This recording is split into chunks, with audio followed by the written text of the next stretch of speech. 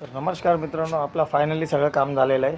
तुम्ही बघू शकता हे जे FT बॉक्स म्हटल्या जातात, याच्यामध्ये काय होतं, इंटरनेटचं जे FTTH म्हणजे फायबर कनेक्शन त्याचं काम केलं जातं. आणि शक्यतो तुम्ही बघू शकता ही जी मशीन आहे फायबर मशीन आहे, समथिंग 1.5-2 लाखाची आहे. काय झालं तर मला 1 वर्ष तरी असं फुकट काम करावं लागेल. आणि सुंदरसा हा व्ह्यू बघू शकता तुम्ही बदलापूरचा, खूपच छान आहे.